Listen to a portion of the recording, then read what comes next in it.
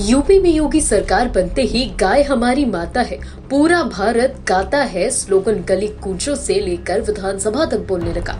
Slogan के हिसाब से योगी सरकार ने गायों की व्यवस्था के लिए जगह जगह गौआश्रय केंद्र भी बनवाए, लेकिन गौआश्रय केंद्रों पर गायों का जो हाल है किसी से छिपा नहीं है।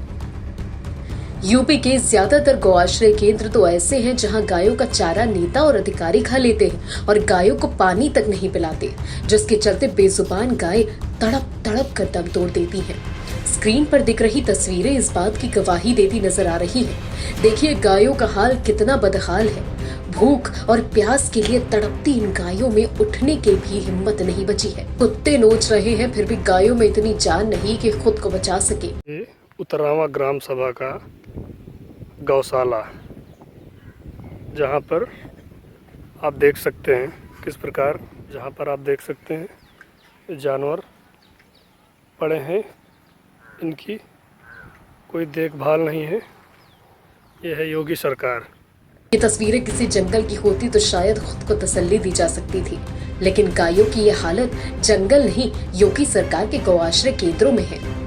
दरअसल गायों का ये नर्क राजधानी लखनऊ के मोहनलालगंज ब्लॉक के उतरावा गांव में है, जिसे योगी सरकार ने 2019 में निराश्रित अस्थायी गौवंश आश्रय स्थल नाम से बनवाया था।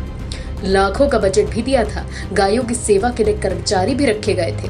कुल मिलाकर योगी सरकार गायों की सम्मान से सेवा करना चाहती थी, लेकिन गायों की सेवा कितनी हो रही है सबके सामने है। न चारा है, न पानी है और न ही चारा पानी देने वाला कर्मचारी। आपको बता दें कि गौआश्रय केंद्र की बदहाली और गायों की लाचारी सबके सामने लाने वाले शख्स हैं क्षेत्रीय पत्रकार धीरज तिवारी।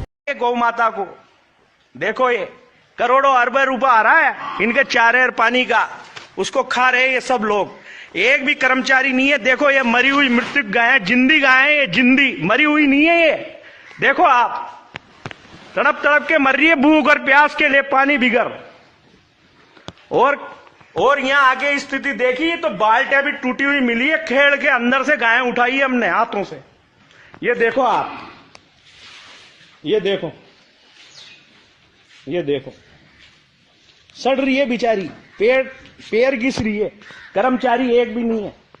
धीरज का कहना है कि जब उन्होंने गौआश्रय केंद्र का रियलिटी चेक किया तो गायों की हालत देखकर वो दंग रह गए। उन्होंने कुछ गायों को कई लोगों के सहारे से उठाया भी और गायों को नोच रहे कुत्तों को भगाया भी। और जब वहाँ कोई कर्मचारी नहीं दिखा तो प्रशासन के आला अधिकारियों से गौआश्रय केंद्र के हालात पर बात भी की, जिस पर अधिकारियों ने जो जवाब दिया वो हैरान करने वाला था। दरअसल धीरज के सवाल पर अधिकारी बोले, सब ठीक ही तो चल रहा है, कुछ गड़बड़ नहीं है। अब सबसे बड़ा सवाल है कि गायों का यूं चारा और पानी के बिना तड़पना ठीक है, गायों का मरना ठीक है, तो क्या योगी सरकार का गौहत्या को लेकर सख्त कानून बनाना मजाक था?